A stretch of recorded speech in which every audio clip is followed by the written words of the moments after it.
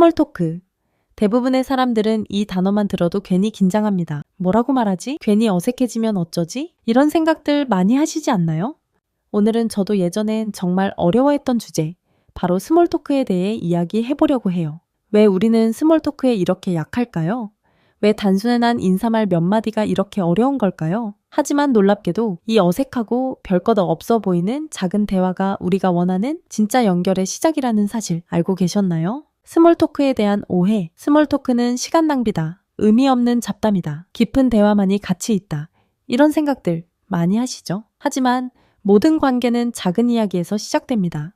특히 많은 사람들이 처음 만난 사람과의 대화를 시작하는 것을 어려워합니다. 부담스러운 질문을 하면 신뢰가 될까봐 또는 무슨 말을 해야 할지 몰라서 침묵하게 되죠. 하지만 스몰 토크는 그런 벽을 허무는 첫 단계입니다.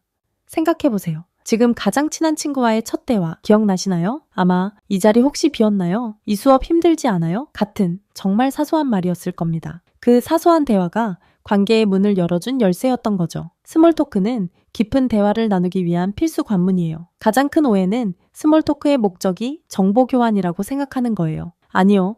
스몰 토크의 진짜 목적은 연결입니다. 나는 당신에게 관심이 있고 당신과 안전하게 소통할 수 있어요. 라는 신호를 보내는 거죠. 마인드셋 전환, 게임으로 바라보기. 스몰 토크를 어렵게 만드는 가장 큰 이유는 우리의 마인드셋입니다. 실수하면 어떡하지? 재미없는 사람으로 보이면 어떡하지? 라는 두려움이 우리를 올가맵니다. 하지만 이제부터 스몰 토크를 게임이라고 생각해보세요. 사람들은 모두 흥미로운 이야기, 경험, 지식으로 가득 찬 보물상자와 같습니다. 여러분의 임무는 관찰력과 호기심을 활용해 그 보물을 찾아내는 것이죠. 사람들은 누구나 말하고 싶어하는 주제가 있습니다. 이 열정 포인트를 찾아내면 대화는 저절로 흘러갑니다. 카페, 버스, 모임에서 그 사람의 신발, 가방, 말투, 표정 하나에 집중해보세요. 그리고 그걸 말로 꺼내보는 거죠.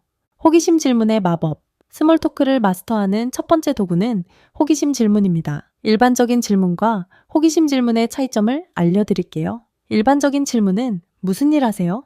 주말 어떻게 보내셨어요? 호기심 질문은 요즘 가장 재밌게 하고 있는 일이 있으세요? 주말에 특별히 즐거웠던 일 있으셨어요? 같은 것들이 있어요. 이런 질문들이 효과적인 이유는 세 가지입니다. 진짜 궁금증을 표현해 상대방에게 진정성을 전달합니다. 닫힌 질문보다 열린 질문이 이야기를 이끌어냅니다. 상대방이 자신의 이야기를 할 때 자연스럽게 깊은 대화로 발전합니다. 특히 왜? 라는 질문이 마법 같은 효과를 가져요. 왜 그 분야를 선택하셨어요? 왜 그것이 중요하게 느껴지셨나요? 같은 질문은 상대방이 자신의 가치관과 동기를 공유하게 만듭니다. 적극적 경청의 기술. 스몰 토크에서 가장 자주 저지르는 실수는 말하기에만 집중하는 것입니다. 하지만 진정한 대화의 마술사들은 뛰어난 청자입니다. 적극적 경청이란 단순히 듣는 것이 아니라 온 마음을 다해 상대방에게 집중하는 것입니다. 눈 맞춤, 고개 끄덕임, 상대의 말에 적절한 반응을 보이는 것이 포함됩니다. 대화할 땐 휴대폰은 잠시 내려놓고 주변을 두리번거리거나 자신의 차례가 오기만을 기다리지 마세요. 대신 상대방의 말에서 다음 질문거리를 찾아보세요. 우리는 종종 듣기보다 말하기 위해 듣는 경우가 많습니다. 상대방의 말에 진심으로 귀 기울이면 자연스러운 대화 주제가 계속 이어질 수 있습니다. 공감대 형성의 비법. 모든 좋은 대화의 핵심에는 공감대 형성이 있습니다. 이는 나와 당신은 어떤 면에서 비슷해요.